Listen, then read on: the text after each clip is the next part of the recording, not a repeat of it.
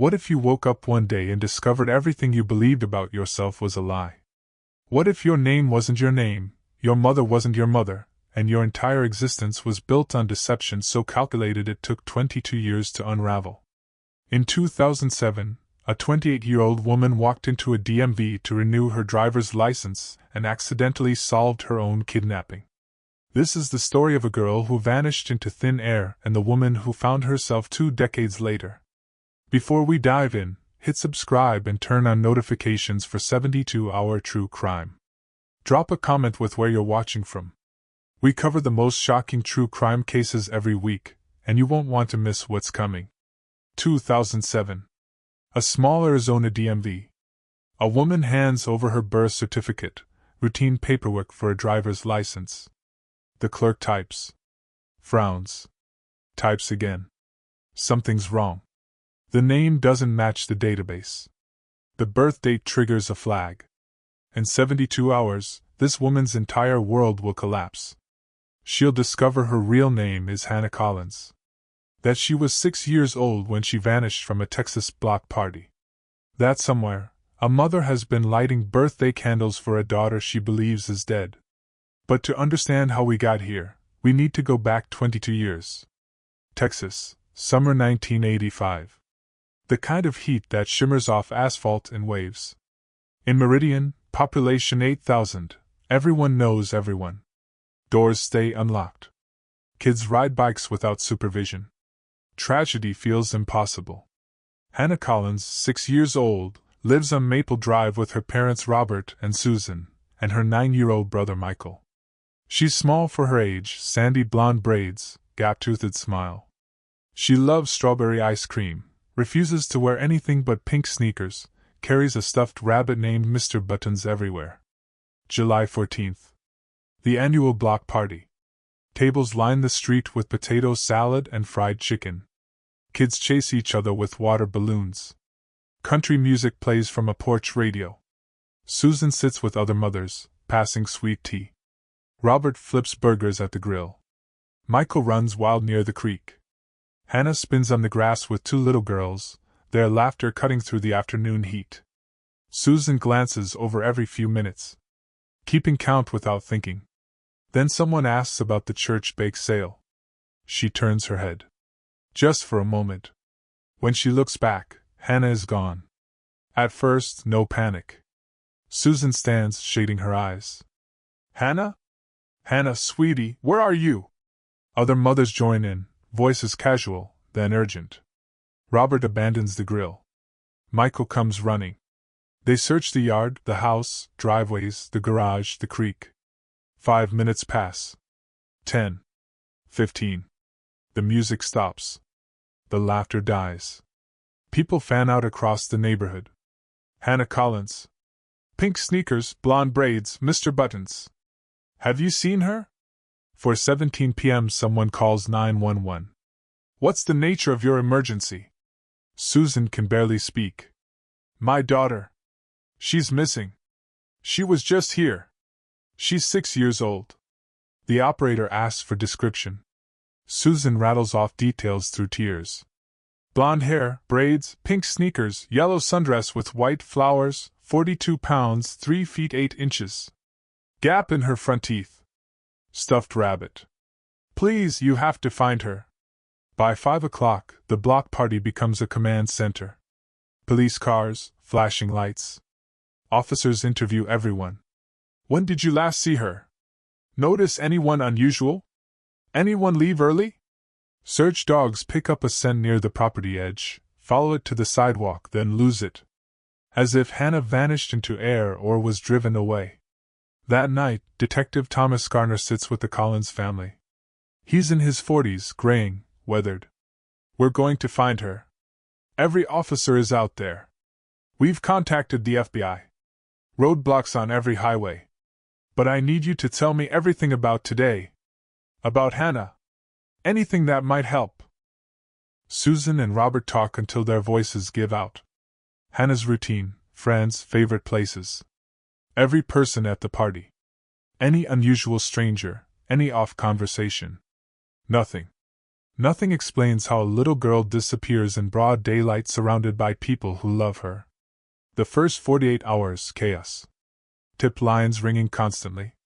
Volunteers searching fields, creeks, abandoned buildings. Helicopters overhead. News crews from Dallas and Houston. Hannah's face on every Texas television screen. Missing child.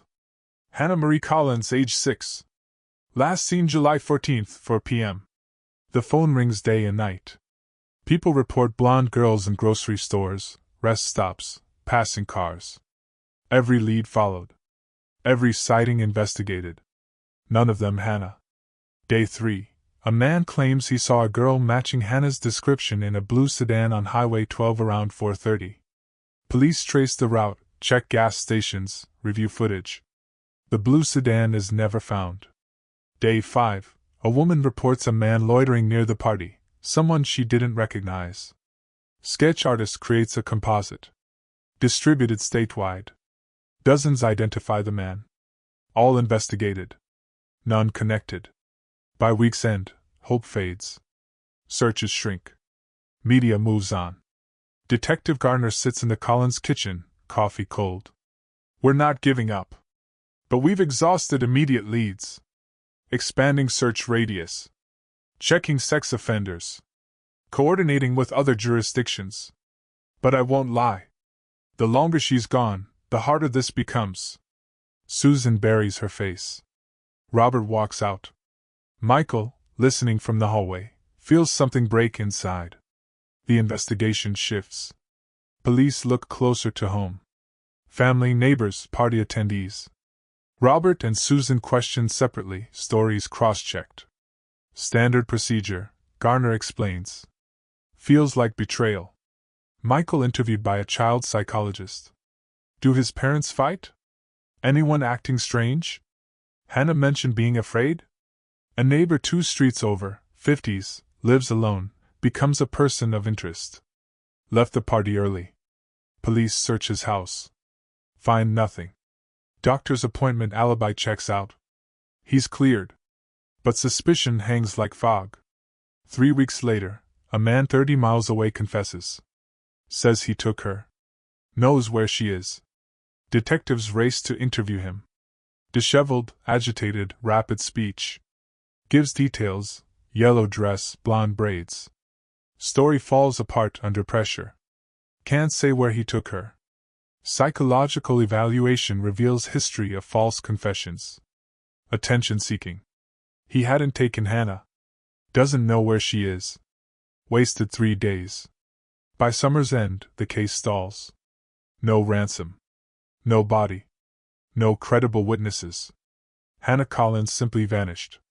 FBI profiler suggests possibilities: stranger abduction, opportunistic predator acting on impulse, or someone who'd been watching, someone who planned, who knew the neighborhood, knew when to strike. The profile is too broad.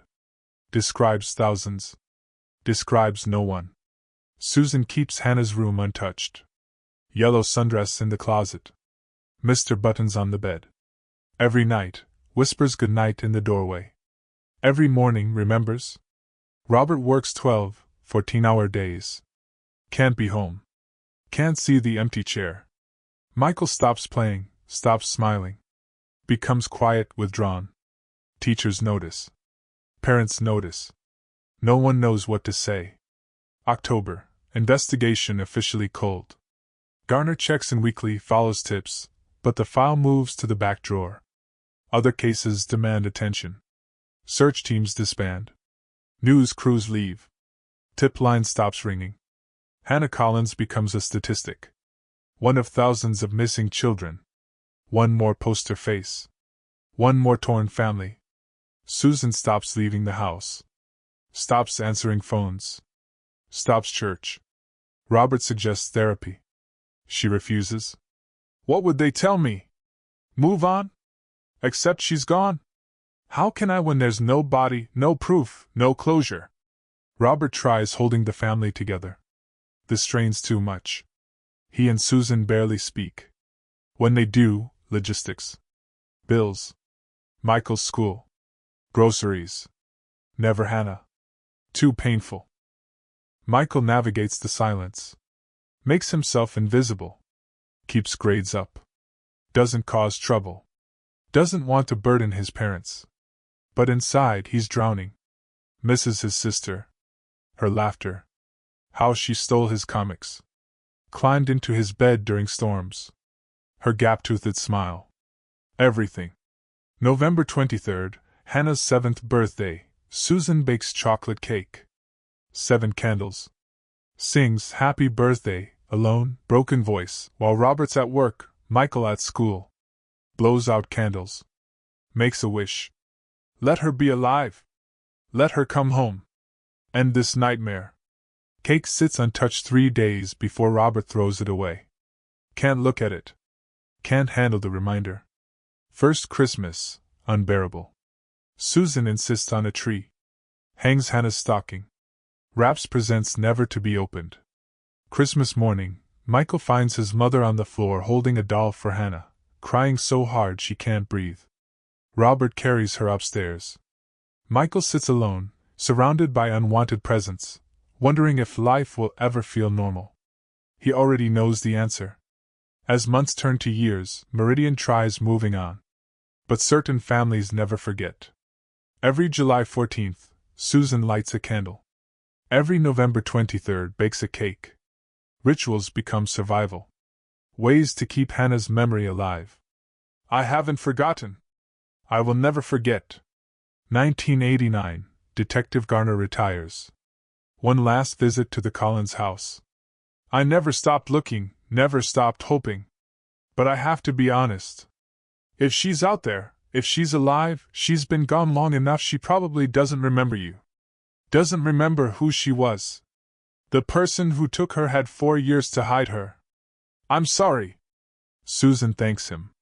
Robert shakes his hand. Neither cries. They ran out of tears. The case passes to Detective Laura Mitchell. She inherits dozens of cold cases. Reads Hannah's file first week. Studies photographs, blonde braids, gap-toothed smile, pink sneakers. Reads statements, false leads, dead ends. Makes a note to check on the family. Weeks turn to months. Other cases take priority. Hannah's file returns to the drawer. 1992, 7 years after Hannah disappeared, the Collins family fractures beyond repair. Robert and Susan divorce. Maple Drive house sold. Susan moves to an apartment. Robert remarries, moves to Oklahoma. Michael, 16, stays with his mother. Tall, quiet, serious. Doesn't talk about his sister. Doesn't talk about the past. But thinks about her daily. Wonders where she is. If she's alive. If she thinks about them. Susan takes a diner job, working double shifts. Keeps Hannah's photo in her apron pocket. During breaks, takes it out, stares. Memorizes every detail, cheek curve, highlight, hair falling across forehead. Shows customers sometimes. Have you seen this girl? My daughter. Missing since 1985. Most shake heads sympathetically. Some look uncomfortable, change subjects. Few ask questions. What happened? Police have leads? Susan's answer never changes. No. No leads. No answers? Just hope. Always hope. If you're still watching, drop "I'm still here" in the comments. Because what I'm about to tell you will change everything you think you know about this case. What no one knew, what no one could guess, Hannah was alive. Had been alive the entire time. Living under a different name in a different state with the woman who stole her 22 years ago. Dorothy Keene. 51 in 1985. Unmarried, childless, desperate. 3 miscarriages. Doctors said she'd never carry to term. Husband left. Family distanced. She was alone, bitter, consumed by grief. When she saw Hannah at that block party, something snapped. She saw a blonde, beautiful little girl and wanted her. Needed her. So she waited. Waited until adults were distracted. Until Hannah wandered close to the yard's edge. Then knelt, smiled. Your mommy sent me to get you. There's a surprise. Come with me. Hannah, trusting and innocent, took her hand. Dorothy drove 3 days straight. Crossed state lines. Stopped only for gas and fast food. Kept Hannah drugged with children's cold medicine. By Arizona, Hannah was disoriented, confused, barely conscious. Dorothy rented a small Tucson house under a false name. Dyed Hannah's hair brown. Told her real parents were dead. That she was her aunt. That her name was Emma now. Not Hannah. Emma. Dorothy was patient. Calculating. Homeschooled Emma. Kept her isolated from other children. Told her the outside world was dangerous. Strangers would hurt her. Police couldn't be trusted. Created a world where Dorothy was the only constant. The only safety. Slowly, over months and years, Hannah forgot. Forgot her real name. Forgot her family. Forgot Maple Drive, the block party, the mother who sang at bedtime. She became Emma. Believed the lies because she had no choice. 6 years old, alone, terrified. As Emma grew, Dorothy's control tightened. No friends. No regular school. Dorothy said Emma was special, fragile, different. Emma believed her. Had no reason not to. Dorothy was the only mother she'd ever known. But there were cracks. Small, barely noticeable. Emma had dreams sometimes. A woman with kind eyes. A man with callous hands. A boy who called her Hannah. She'd wake confused. Ask Dorothy about the dreams. Just nightmares. Nothing more. But the dreams persisted. 16. Emma asks for a birth certificate. Wants a driver's license. Dorothy stalls. I'll take care of it. Weeks pass. Months. Emma asks again. Dorothy grows defensive, angry. Why do you need it?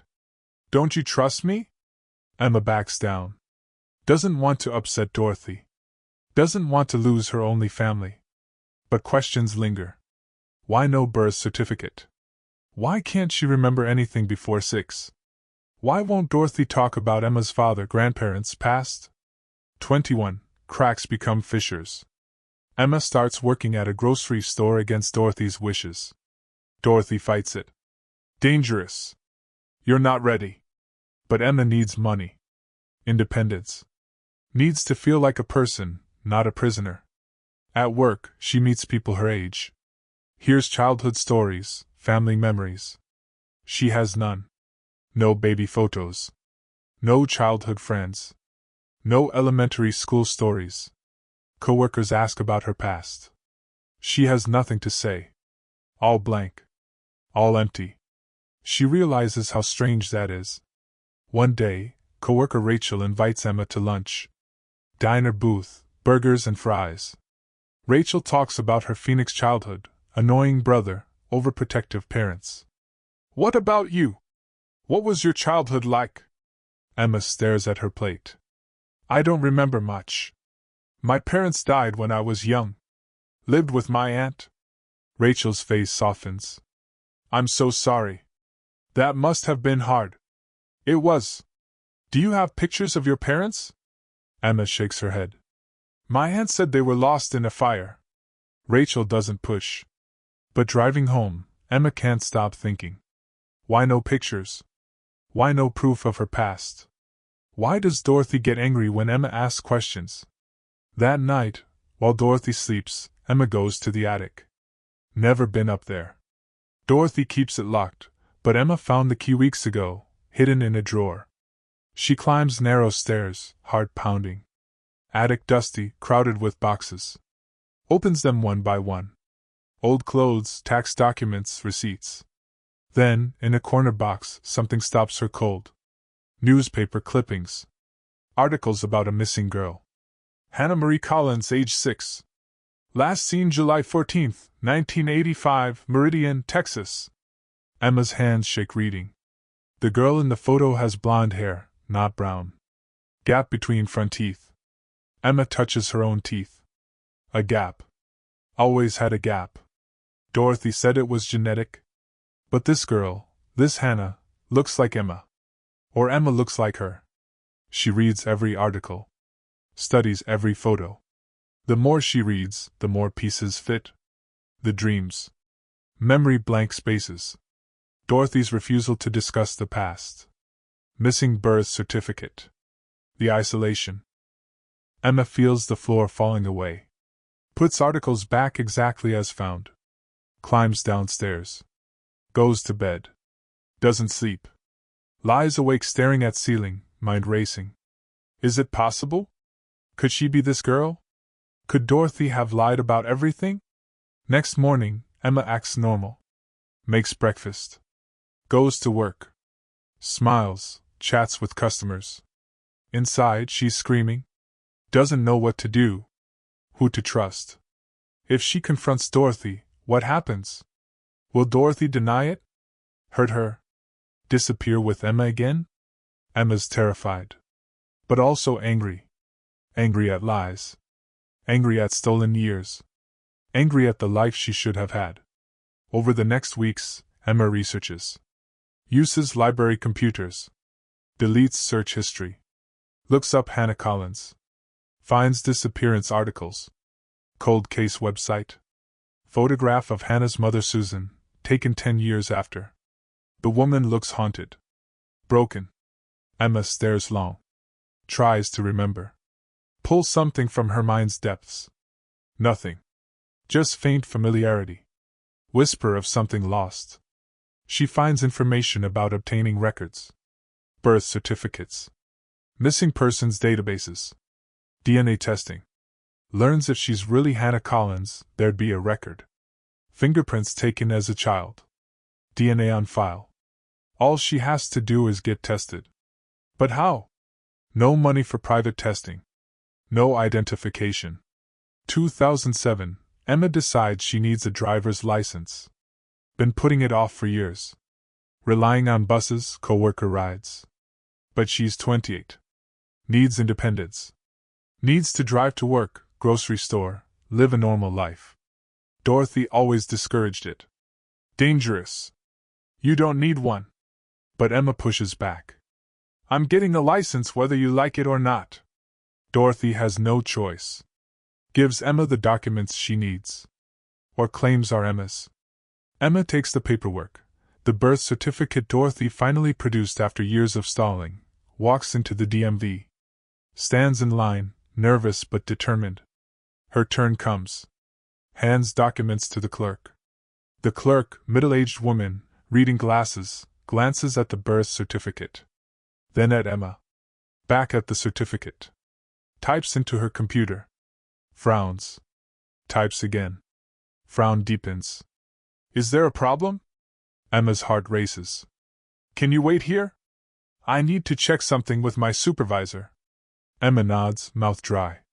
Watches the clerk walk to back office, confer with another woman. Both looking at screen, then paperwork. The supervisor comes out. Younger, maybe 30s. No nonsense. Miss, there's an issue with your birth certificate. Can you come with me? Emma follows to a small back office. Supervisor closes door, sits across from her. The birth certificate you provided doesn't match our records. The social security number doesn't correspond to the name and birth date. Do you have other identification?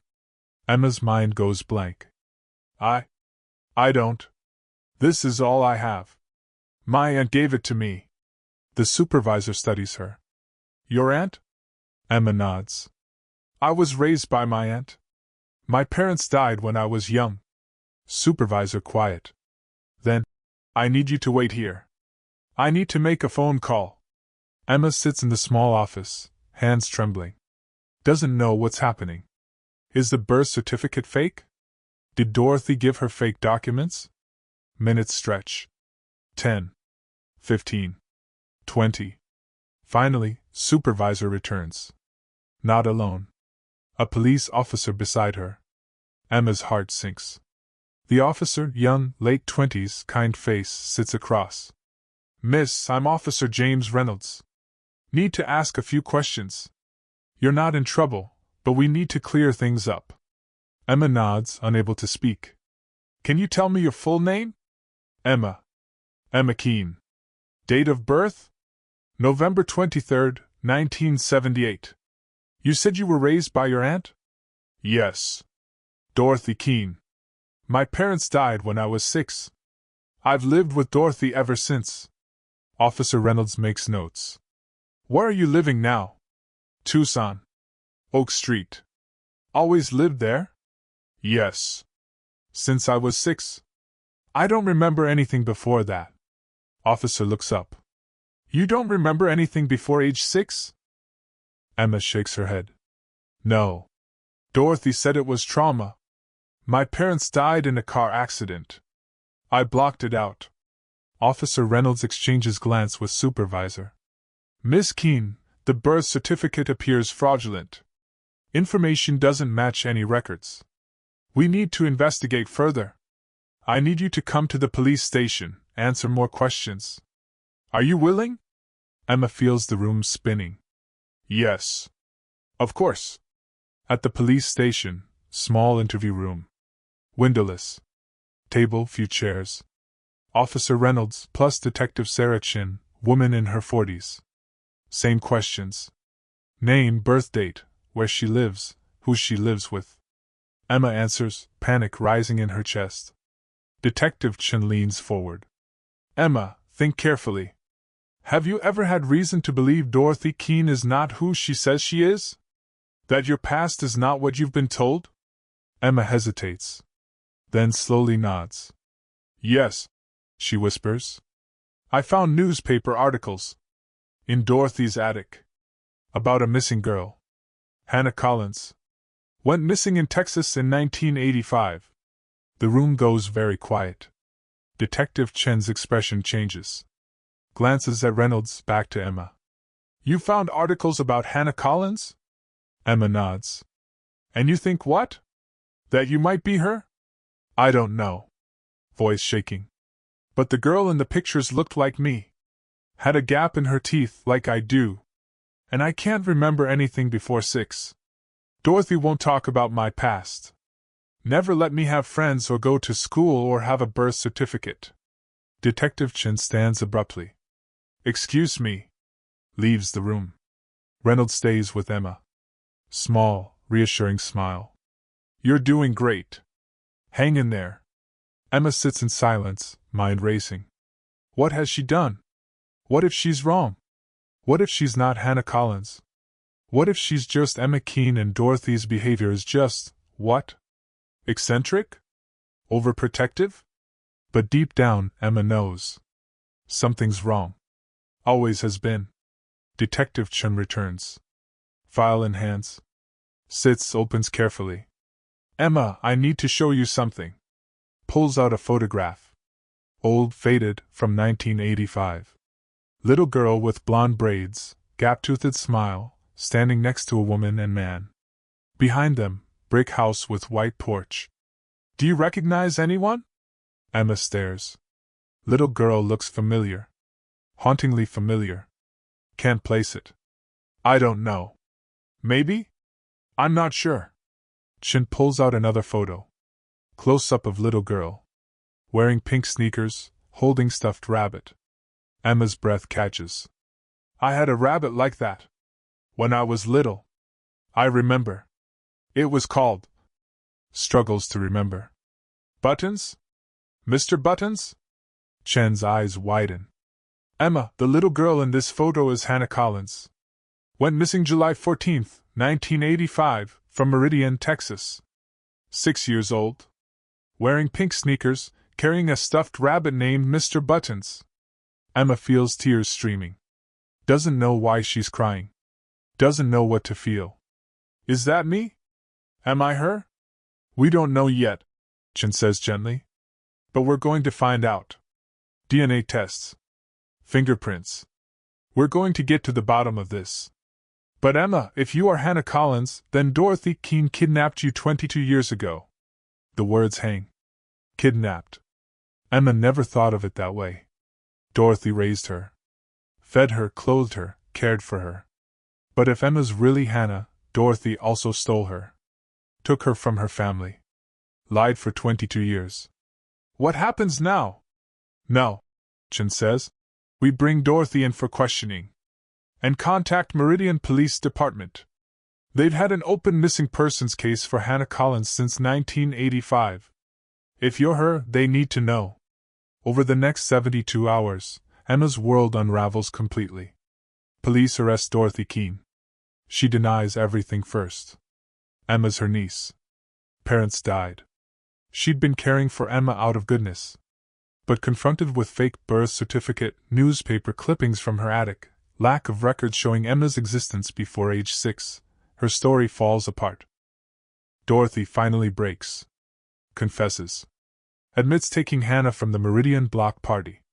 Admits driving her to Arizona. Admits changing her name and appearance. But insists she did it out of love. Wanted a child desperately. Saw Hannah, knew they were meant to be together. Police don't see it that way. Dorothy Keene charged with kidnapping, child abduction, fraud, dozen other charges. Will spend the rest of her life in prison. Meanwhile, DNA tests conducted. Emma's DNA compared to samples collected from Hannah's parents in 1985. Results come back 3 days later. It's a match. Emma Keene is Hannah Collins. Detective Chen sits with Emma in same interview room. Gives the news. Emma, we have the results. You are Hannah Marie Collins.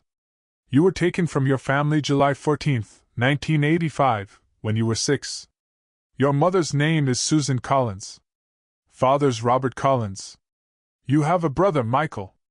They've been looking for you for 22 years. Emma doesn't know how to process it. 22 years as Emma. Emma Keene. Quiet, isolated, alone. Now suddenly someone else. Hannah. She has a family. Mother. Father. Brother. People who'd been looking. Who never gave up. Would you like to meet them? Chen asks gently. Emma nods, unable to speak. Meridian Police Department contacted immediately. Detective Laura Mitchell, who'd inherited the case years ago, stunned. Never expected to solve this. Never expected Hannah found alive. Immediately contacts Susan Collins. Susan's at work, pouring coffee, when her cell rings.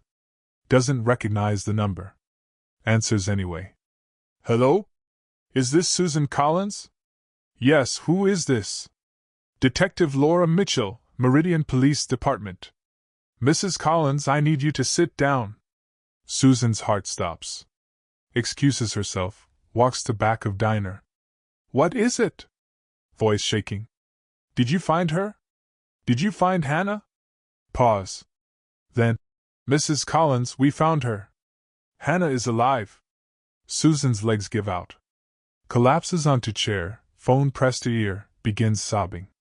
Where is she? Where is my daughter? She's in Arizona. Been living there under a different name. Didn't know who she was. But she's safe now. And she wants to meet you. Reunion arranged 1 week later. Time to process, prepare. Susan calls Robert in Oklahoma. Calls Michael still in Texas. Tells them the news. Hannah's alive. Hannah's coming home. Robert can't believe it. Spent 22 years trying to forget, move on, build new life. Now suddenly, the daughter he thought lost is alive. Books flight immediately. Michael's working construction when his mother calls. Has to sit in his truck, take deep breaths. Hannah. His little sister. Girl he spent half his life mourning. Alive. Emma, or Hannah, spends the week in Arizona hotel, trying to come to terms with new reality. Chen visits daily, bringing files, photos, videos. Anything to help Hannah remember. Home videos from 1984-85. Hannah watches, mesmerized. There she is. Little girl with blonde braids, running through backyard sprinkler. Blowing out birthday candles. Opening Christmas presents. And there's her mother, younger, smiling, happy. Father, tall and strong, lifting her onto shoulders. Brother, teaching her to ride a bike. Hannah doesn't remember any of it. But watching the videos, she feels something. Faint flicker of recognition. Sense of belonging. Reunion day. Hannah flies to Texas with Chen. Terrified. What if her family doesn't like her? What if she doesn't fit? What if they're disappointed? She's not the 6-year-old they remember. She's 28. A stranger.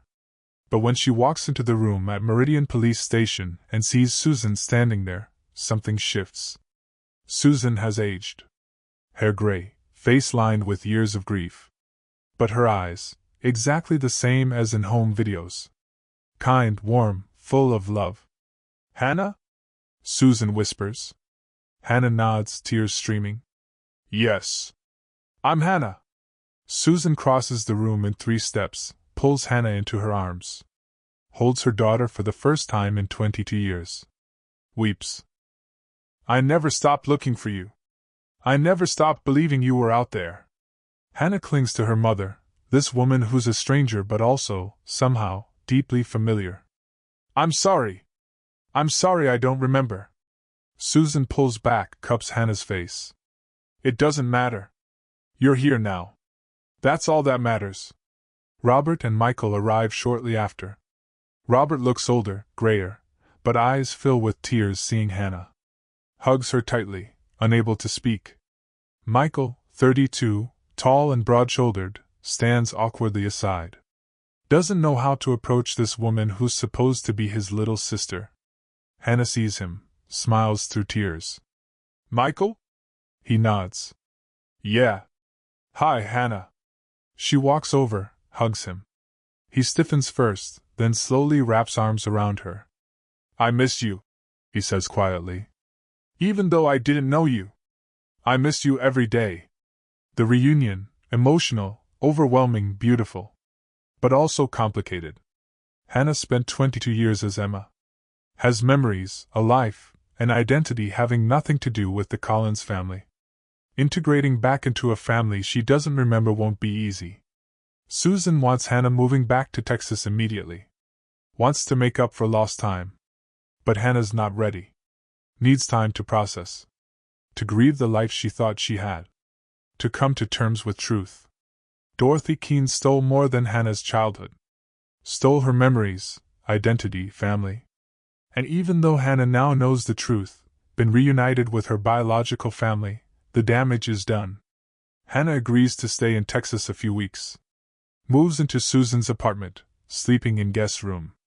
Every day, Susan shows more photos, videos, tells childhood stories. Hannah listens, trying to absorb it, trying to feel something. But memories won't come. Her brain too young, trauma too deep. Life before age 6, gone, erased, buried so deep no photos or stories can bring it back. Robert visits often. He and Susan awkward around each other. Divorce painful, years apart created distance. But both love Hannah, want to be there for her. Michael visits too. He and Hannah spend hours talking, trying to bridge 22-year gap. He tells her about his life, construction company, years spent searching in his own way. Hannah tells him about life as Emma, isolation, loneliness, confusion. Slowly, painfully, they begin building a relationship. But it's not easy. Hannah struggles with identity. Is she Hannah Collins, the girl taken? Or Emma Keene, the woman who survived? Doesn't feel like either. Feels like someone in between, caught in liminal space, not quite belonging anywhere. Susan tries being patient, giving Hannah space. But it's hard. Waited 22 years for this moment. Wants her daughter back. Wants things back the way they were. But they can't be. Too much time passed. Too much damage done. After 6 weeks, Hannah decides to return to Arizona. Needs to sort through her life, figure out who she is, what she wants. Susan's devastated but tries to understand. Hannah returns to Tucson, begins the long, difficult process of rebuilding her life. Legally changes her name back to Hannah Marie Collins. Starts therapy, working through trauma, grief, confusion. Stays in touch with family. Calls Susan weekly. Visits Texas a few times a year. It's not the fairy tale reunion everyone hoped for. But it's real. It's honest. And slowly, over months and years, Hannah begins to heal. 2008, Dorothy Keene goes to trial. Convicted of kidnapping, child abduction, fraud, multiple other charges. Sentenced to 50 years in prison without parole. During sentencing, she looks at Hannah. I loved you. I only ever wanted to love you. Hannah doesn't respond. Sits in the courtroom, flanked by Susan and Michael, feels nothing. No anger, no sadness.